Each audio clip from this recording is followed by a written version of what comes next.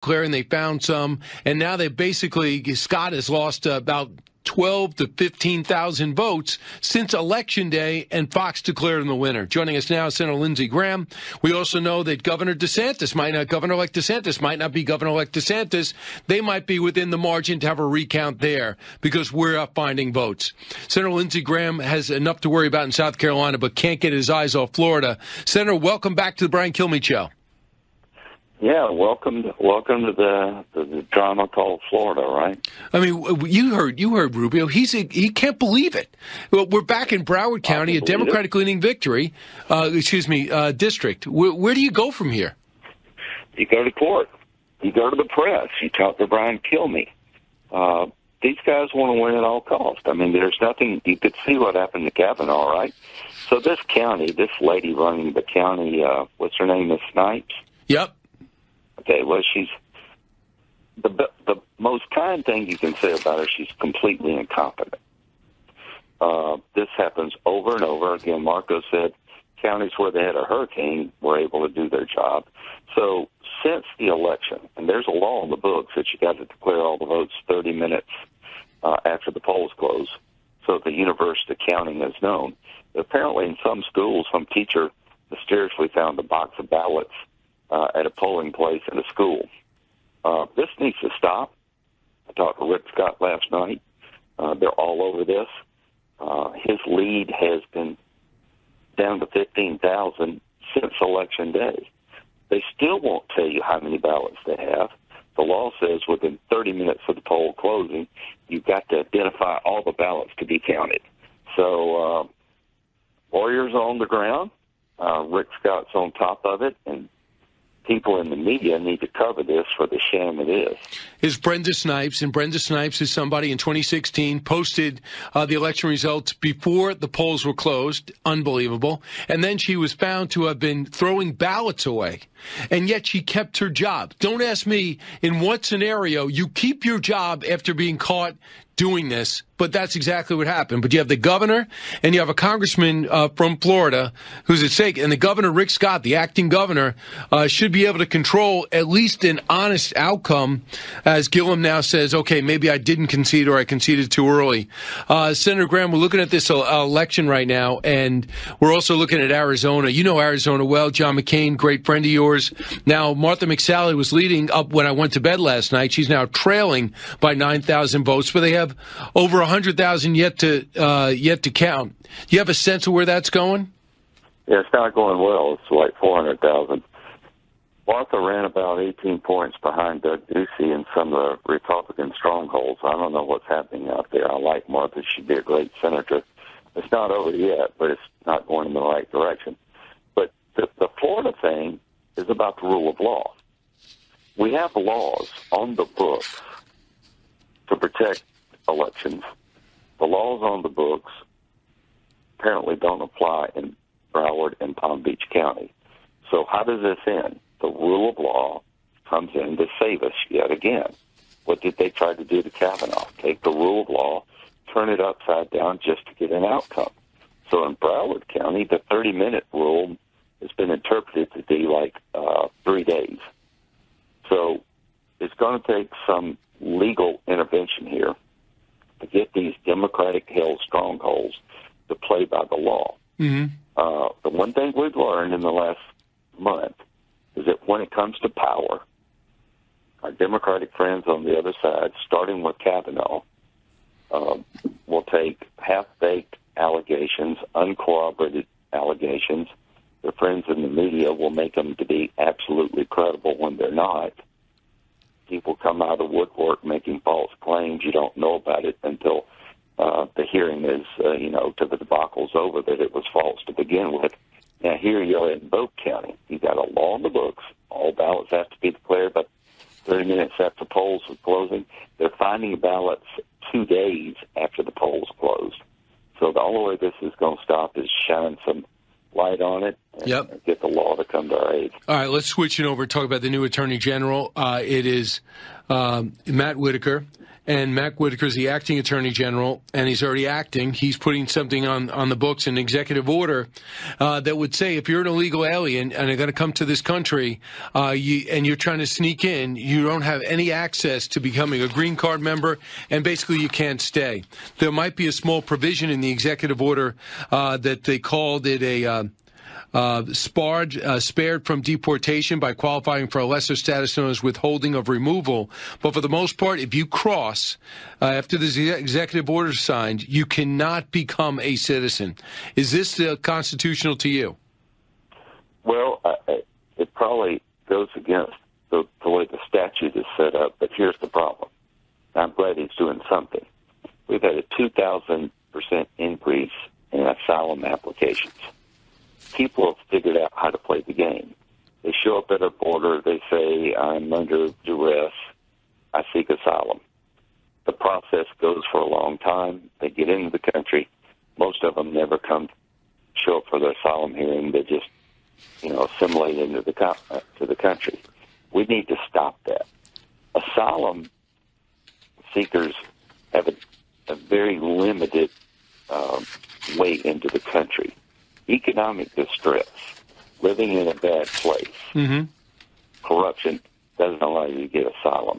Our asylum process has been abused, so I support the idea by executive order, hopefully eventually by statute, to change the process so people just can't show up on our door, they come into the country, and they never leave. That's got to stop. Senator Joe Manchin weighed in last night on the firing of Attorney General Sessions, cut 11. Are we approaching a constitutional crisis? I think we're on the verge of that. I think it's a big mistake to let Jeff Sessions go. What raises my concerns is a person who's been so vocal against the investigation that was going on, now putting in charge a day after the election. I think that sheds bad light on it. And the person in charge is his chief of staff, who's been very critical of Robert Mueller in the past and thinks he was overstepping his bounds and he had no right to things like Donald Trump's private financial information, which I think is obviously what I thought the scope was about. How do you feel about Joe Manchin thinking we're on a constitutional crisis? Well, I think Joe Manchin is falling in line with Democrats when it comes to creating hysteria. Listen, there's no doubt in my mind that Mueller's going to be allowed to finish the investigation. I've seen no evidence of collusion. This thing is in its last stages. It should be done here pretty soon. Whitaker is not going to interfere. Congress is around, and that's not going to happen. Mr. Whitaker is fulfilling the job for 200-something days at the most. We'll get a new attorney general early next year. And Joe Manchin and Nancy Pelosi's world, Donald Trump doesn't have the rights of every other president. I have said after the election that he should pick a new attorney general if he wants one. He did. I've got as much confidence in Whitaker as I had in Holder and Lynch, to be fair. So Whitaker's not going to do anything crazy. We're going to get a new attorney general next year. Mueller will be allowed to do his job, and this is just hysteria created by the left that apparently Joe Manchin is buying into. Senator, I tell you, Joe Manchin is really ticked off at the vice president in particular and this president. Do you think he lost a moderate voice? I don't know. It'd be up to him. He's West Virginia's voice, and he won by 3 points. He was smart enough to vote for Kavanaugh. If he voted against Kavanaugh, he would have got wiped out. I like Joe, but he's just parroting the Democratic talking points here. We'll see what kind of voice Joe Manchin has for the people of West Virginia. During the campaign, he became Trump's best friend. We'll see if that was all campaign talk or whether or not he's going to walk the walk. I don't think he's going to walk the walk. Okay, Pam Bondi and Chris Christie went to see the president yesterday. Speculation is they're going to interview for the attorney general job. Is it yours, Senator, if you want it? No. I've talked to the president about the attorney general replacement. Pam, you got Trey Dowdy, you got a bunch of people, Chris Christie. There's a pretty long list of people that would be outstanding choices that could get confirmed. The president deserves an attorney general he has confidence in. He's going to pick a new one, and and they'll come through judiciary, and I intend to support them strongly as long as they're qualified, and the people you named are very qualified. It won't be me. I have zero interest in serving in the cabinet. I'm honored people mention my name, but I'm going to be the senior senator from South Carolina at least for 2 more years, and help the president wherever I can. The President of the United States has another critic. It's Michelle Obama. Basically, in her new book, she was outraged the president used birther talk and basically called him a misogynist and was horrified that he was horrified that he was replacing her husband as president. What's your reaction to that? Well, the American people do the replacing. We had a campaign. All this was litigated. President Trump's statements that he made from the time he was a child to the day we voted were scrutinized. The American people saw the Obama economy, saw our national security under President Obama, and felt that Hillary Clinton would be more of the same, and Donald Trump won. This was an election of change. Obama, if he had been the president they claim he was, Donald Trump would not have had a prayer. I like Michelle Obama. I respect her. But she has to accept the outcome of the election. The problem with Democrats is they just don't want to believe, can't believe, and won't recognize that Donald Trump won. And what the former First Lady is saying is in line with what they're doing. That he's not a legitimate president in spite of the fact that he won. He can't make appointments to the Supreme Court like everybody else. The election in Florida is a complete violation of the law because they're trying to deny people come up to help Trump. So the left is just in complete denial. President Trump's statements were scrutinized, and he was seen by the American people to be the agent of change that we needed. Do you think, in a way, the midterm elections verified the election of 2016? Yeah. The fact that there was no blue wave, of course, the Democrats did make inroads, as history would reflect, but the president has 46% approval rating. Ronald Reagan had 42 after his first 2 years. Do you think people will stop to a degree, at least some on the fringes, of saying, the Russians gave him the election, Hillary was so bad, anybody would have won? Do you think after the 2 years and all the negativity and the hit books and maybe the mistakes the president has made and the tweets that he probably wants back and Charlottesville, he still has 46% of the people behind him, and the crowds are bigger and louder than ever? Well, the results that he's achieved as president have been stunning almost, quite frankly, economically and national security-wise. We did poorly in the suburbs with women, and if you don't get that from this election, you're not really paying much attention as a Republican. That's mostly tone, not policy. The president, before the election, had some self-evaluation about tone. He's a fighter. He's a street fighter. That's a good thing. But he's also got to watch what he says because he's president. I think we can repair the damage with suburban women because the policies are good. Good economics, good national security. As to the left, there's an element that will never allow President Trump to be a normal president because they can't accept the fact he won. But Democrats are divided. There are a bunch of Democrats saying they won't vote for Pelosi because what they're doing is rejecting the resistance. There's a movement in the Democratic Party after the midterms to reject the resistance, and we'll see where it goes. I hope it goes somewhere. I think most people outside what we do every day and talk about this are sick of the fighting.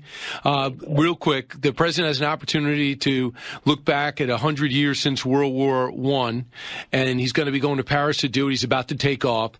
He'll be in the same building, the same room as Vladimir Putin. Would you encourage him and expect him to somehow meet with Vladimir Putin? I don't care if he meets with Putin. I mean, we've got a lot to talk about. I just want him to understand what Putin's up to. He's killed people on foreign soil. He's just been with the Ukraine and Crimea. He has been the chief supporter of Assad. Just realize he's not your friend. the president's foreign policy with ISIS is working. He's got a line in a box. He's got to stick with it in Afghanistan. He's turned Afghanistan around militarily. There have been 19 brave Americans killed in the last 15 months. God bless them. 5,700 Afghans have died in the last 15 months. So under Trump, it's the Afghans that are knocking on doors and going into the houses, bearing the brunt of the fight, and that's the way it should have been all along. So Trump has changed things where we're support the effort of the Afghans to take back their country. We're not knocking on doors, they are. So I just hope the president will understand that Putin's not anybody's friend when it comes to democracy. Did you tell him? Yeah. Did he listen? I think so. I think the president is nobody's fool. He's smart. He wants to have a relationship with Russia. But that exporting natural gas to Europe, which is Trump's plan, will do more to damage Russia's economy than any sanctions. I hear you. So if we can pull this off to send American natural gas over to Europe to eat into Putin's monopoly, that'd be the biggest change since the end of the Cold War. And nothing changed with you, Senator. You're always a great guest. Thanks so much. Now your mission is have a good weekend. Exhale. Thanks a bunch. Watch Florida. All right. Go get him, Senator. In Paris, G8, G20, global meeting of 20 top powers. So he's not running away. He's running toward the reporters. No, you're a fraud. Your question's stupid. You don't know what you're talking about, et cetera, et cetera, et cetera. Defending his choice of Whitaker for the acting attorney general, addressing the issue of voter fraud and concerns about voter manipulation in Broward County. And these reporters, well, you going to fire Rod Rosenstein? Did you hear that? Do we have that cut? Oh, my God, hilarious. We'll play it for you in a second. All right. Let me just say this. I'm in a very good mood. Why am I in a good mood? Well, you should always be in a good mood. I'm in a very good mood. So I'm going to Alabama. You think they're going to beat Mississippi State this weekend, James? You think old Alabama's going to roll right over Mississippi State? I don't think it's a question of if they're going to beat them. It's by how much are they going to beat them. Well, it's going to be cold down there. I don't think I've ever been to a game where it's going to be this cold. I don't think. Not in Alabama, not in Tuscaloosa. I think it's going to be like, by the time the game ends, it's 3:30 Eastern time. You got to watch it, though. 3:30 Eastern time. So by the time the game ends, it could be in the 30s. You know I'm always cold. I'm always freezing. So I don't know what I'm going to do. But it's going to be fun. The kids are coming. James, do you think I'm going to be on the field pregame? 1,000% you'll be on the field pregame. Absolutely, because when I'm on the field pregame, when I'm catching, I try to catch when they do the practice kicks. You don't realize how hard it is to catch those when they're kicked by someone with the force that those guys kick it. I got hit in the head last year at the national championship because I was talking and I was trying to catch it, but it hit me in the head. They come so fast. I thought, oh, no problem, I can catch it. No, I couldn't catch it. So I'm going to try to catch it. My goal is to catch one of the practice kicks on Saturday. But it's going to be a lot of fun. We're looking forward to it. Always love going to Tuscaloosa. You know, T-Town, as they call it. It's Victory Town. Tuscaloosa, it's so much fun. The people are great. It's Trump country, too. You go down there, you're not worried about anything down there. Let me say, Antifa shows up in Tuscaloosa. What do you think will happen to the old Antifa kids and the little 120-pound kids in their masks? Well, and their skinny arms, too. Oh, they're all skinny arms. What do you think the folks in Alabama will do to the Antifa crowd? That's not going to end well for Antifa. But we're going to play you in a moment comments from Attorney General Mukasey, a former Attorney General, former federal district court judge in New York, about what he thinks should be done given what happened to Tucker Carlson. Now, I'm going to take your calls on this. Tucker Carlson was greeted with Antifa protesters at his house. Can you pull my screen up so I can see my callers? This was the other night. His wife was in the back of the house. His kids were not there. His kids are older. So he gets word while he's getting ready for his show that these Antifa thugs are banging on his door, screaming, "We know where you sleep at night." Tucker Carlson, we're going to fight. We know where you sleep at night. Of course, they're so brave. Why are they hiding? If this is their constitutional right to terrorize people, why are they hiding? Why the masks? Let's see who you are. You know, I thought to myself, where are Tucker Carlson's neighbors? And why aren't they coming? You know, I always hear, you know, when I was growing up, my parents would say, in the old days, James, parts of New Jersey, how long would that Antifa last outside your house growing up? Oh, gosh. You know, not you think the neighbors would be coming out, giving a little message to those kids? Yeah, absolutely. Not without a doubt. They don't put up with that kind of stuff. No. You're close with your neighbors, and, you know, you realize you have to live with these people, and everyone respects that. Right. Yeah, here's what they said. Tucker Carlson were outside your home. One person could be heard saying, in the since-deleted video, the person using a bullhorn accused Carlson of promoting hate in an ideology that has led to thousands of people dying.